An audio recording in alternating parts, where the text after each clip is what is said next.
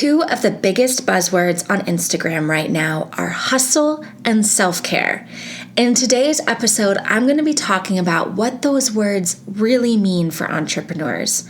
I'm going to be sharing how the hustle landed me in the emergency room and how self-care means way more to me than bubble baths and massages.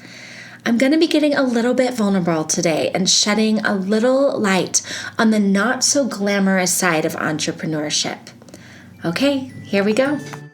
You're listening to the Support Squad podcast, where virtual assistants come together to share their best business tools and tips. Virtual assistant for life coaches Sharon Nissen created the Support Squad with a firm belief in community over competition. Whether you're a new virtual assistant looking for advice on how to get started, or an established virtual assistant looking to expand your skills and invite even more abundance into your career, you're in the right place. Working from home doesn't have to be lonely. We're in this together. Now, here she is, the host of the Support Squad podcast, Sharon Nissen. As entrepreneurs, we're taught to hustle, and grind. But it is so important that we balance that message with messages of self-care, taking time for yourself, and making your health and happiness a priority.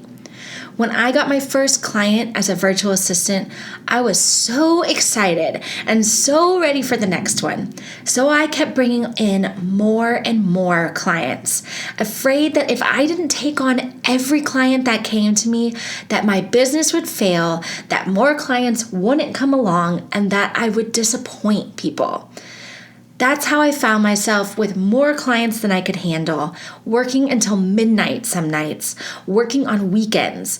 I didn't have time to spend with my family because I had so much to keep up with. Ladies, it got to be way too much for me. One morning, I was sitting at my computer on a video call with a team member, and I felt the left side of my body go completely numb. Then my heart started racing. Seriously, I thought I was having a full-on heart attack. Then my vision started to get spotty. And at that point, I was freaking out. I thought I was dying for real. So I was on Zoom with my project manager. I told her that my daughter's school was calling, just a little white lie because I didn't want to freak her out. And then I hung up and I called my husband and he raced me to the ER.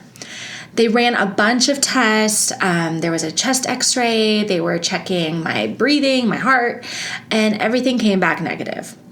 And that's when the doctor asked me, have you ever had an anxiety attack? Obviously, that's what it was. I was having a full-on anxiety attack. And at that moment, I realized that it had all finally caught up to me. The months of quote unquote hustle and grind. I had not been taking care of myself and I was paying the price with my health. I came back home and I slept all afternoon.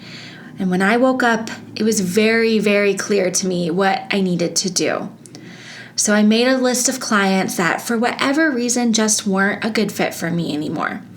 Some of them weren't life coaches, and so they didn't fit into the niche that I was building. Some of them had been really disrespectful of my time, giving me super short deadlines and demanding way too much from me. And then I emailed them all, and I gave them 3 weeks notice saying I was making changes to my business and I would no longer be able to provide them with services. Well, as soon as I sent those emails, I felt an enormous weight lift off my shoulders. I realized that my fear of letting other people down and the pressure that I'd put on myself to succeed had stood in the way of me taking care of myself. Here's the thing we cannot forget as business owners. We started on the path of entrepreneurship for the freedom it brings, for the joy, for the creation. Not one of us started on this path because we wanted to work 24/7 or be slaves to our desks or be completely overwhelmed by our to-do lists. Since that day that I wound up in the ER, I have made self-care my number one priority. Seriously, number one. Before my kids, before my husband, before my clients. Because guess what? I can't take care of any of them if I'm not taken care of first. I can't be a fun, happy mom to my kids if I'm stressed and unhealthy. I can't be a loving wife to my husband if I'm buried in anxiety. And I can't serve my clients if I'm in a constant state of overwhelm. And self-care is simple to me.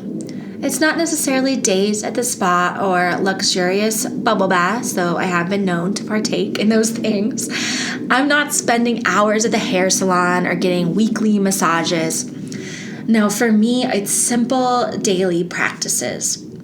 I make sure that I drink enough water. I make sure that I eat healthy, nutritious meals that give me energy to do my work. I move my body often by taking walks or practicing yoga. And sometimes I sit by myself with a glass of good wine and I watch really, really bad reality TV shows. Are there any Real Housewives fans out there? Like, I'm obsessed. New York is my favorite. I love Ramona. She's so crazy. So here's my challenge to you today. I want you to choose a way you can care for yourself in the morning, in the afternoon, and at night. So here's how that looks for me. In the morning, I like to wake up before the kids and do a 15-minute gratitude meditation and a 15-minute yoga flow. It just sets me up for the entire day. In the afternoon, I am diligent about drinking lots of water since I'm usually dehydrated from chugging coffee in the morning. And at night, I unplug from everything and I spend quiet time with my husband. I don't work after dinner. I've stopped doing that. And these small things make me feel cared for and give me the energy to take care of everyone that I need to take care of. And some days that can feel like a lot of people. I'm sure you guys know what I'm talking about here. Another thing I want you to keep in mind is your mindset about your business and the way that you talk about your business. Rather than focusing on the hustle and the grind and the hard work, focus on the freedom, the satisfaction, and the joy that comes from owning your own business. Sure, we have to work hard as entrepreneurs, but we shouldn't wear stress and exhaustion as badges of honor. And guess what? You are not alone. I guarantee that any of the struggles that you're facing in your business right now, we've all gone through.